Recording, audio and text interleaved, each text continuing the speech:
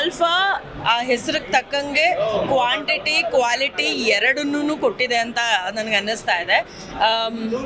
ಒಂದು ಹೀರೋ ಹೇಮಂತ್ ಅವರು ತುಂಬ ಎಫರ್ಟ್ ಹಾಕಿ ಮಾಡಿದ್ದಾರೆ ಅನ್ನೋದು ಸಿನಿಮಾದ ಮೂಲಕ ನಾವು ತಿಳ್ಕೊಳ್ಬೋದು. ಅದ್ರ ಜೊತೆಗೆ ಅಂದರೆ ವರ್ಕೌಟ್ ಮಾಡೋದು, ಬಾಡಿ ಬೆಳೆಸ್ಕೊಳ್ಳುವಂಥದ್ದು, obviously it is all like ಒಂದಿನ 2 ದಿನದ ಕೆಲಸ ಅಂತೂ ಅಲ್ವೇ ಅಲ್ಲ. And at the same time obviously ನಾನಿವತ್ತು ಆಲ್ಫಾ ಸಿನಿಮಾ ನೋಡೋಕ್ಕೆ ಬಂದಿದ್ದೇನೆ. ನಮ್ಮ ಹೀರೋನ ವಿಲನ್ ಲುಕ್ಕಲ್ಲಿ ನಾನು ನೋಡಿ ಸಿಕ್ಕಾಬಡೆ ಖುಷಿ ಪಡೋದಕ್ಕೆ. ಸೊ ನಮ್ಮ ಮಚ್ಚ ಕಾರ್ತಿಕ್ ಮಹೇಶ್ ಅವ್ರನ್ನ ತುಂಬ ಕ್ಯೂಟ್ ಆಗಿ ಬಬ್ಲಿ ಆಗಿ ತುಂಬ ಕಡೆ ನಾವು ನೋಡಿರ್ತೀವಿ, ಅದೇ ರೀತಿಯಾಗಿ ಇಷ್ಟಪಟ್ಟಿರ್ತೀವಿ.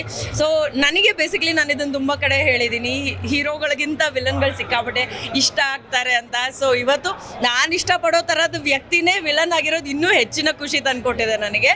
ಸೊ ಅವ್ರನ್ನ ವಿಲನ್ ಆಗಿ ಬಾಬಿ ಆಗಿ ನೋಡೋದಕ್ಕೆ I am like so happy. And ನನ್ನ ಥರ ತುಂಬ ಜನ ಎಕ್ಸೈಟೆಡ್ ಆಗಿ ಅವ್ರನ್ನ ನೋಡ್ತಾರೆ ಅಂತ ನಾನು ಅನ್ಕೊಳ್ತಾ ಇದ್ದೀನಿ. ಆ್ಯಂಡ್ ನಮ್ಮ ಕನ್ನಡ ಇಂಡಸ್ಟ್ರಿಗೆ ಹೊಸದೊಬ್ಬ ವಿಲನ್ ಹುಟ್ಕೊಂಡ್ರು ಅಂತ ನನ್ಗೆ ಅನ್ನಿಸ್ತಾ ಇದೆ. So I wish Karthik Mahesh all the very best. And ಇದನ್ನು ಪ್ರೆಸೆಂಟ್ ಮಾಡಿರುವಂಥ ವಿಜಯ್ ಸರ್ ಡೈರೆಕ್ಟರು, ಅವ್ರಿಗೂ ಕೂಡ ಆಲ್ ದ ವೆರಿ ಬೆಸ್ಟ್. ದಯವಿಟ್ಟು ಎಲ್ಲರೂ ಕನ್ನಡ ಸಿನಿಮಾನ ಥಿಯೇಟ್ರಿಗೆ ಬಂದು ನೋಡಿ, ಎಲ್ಲ ಸಿನಿಮಾಗಳನ್ನ ಮೆಚ್ಕೊಳ್ಳಿ, ನಿಮ್ಗೆ ಖಂಡಿತವಾಗ್ಲೂ ಇಷ್ಟ ಆಗುತ್ತೆ.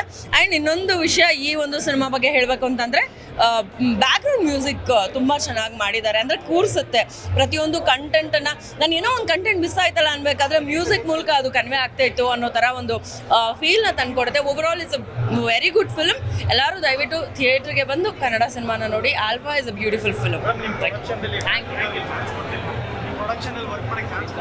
ಫಸ್ಟ್ ಆಫರ್ ಹೋಗಿದ್ದೆ ಅವ್ರಿಗೆ ಗುರು.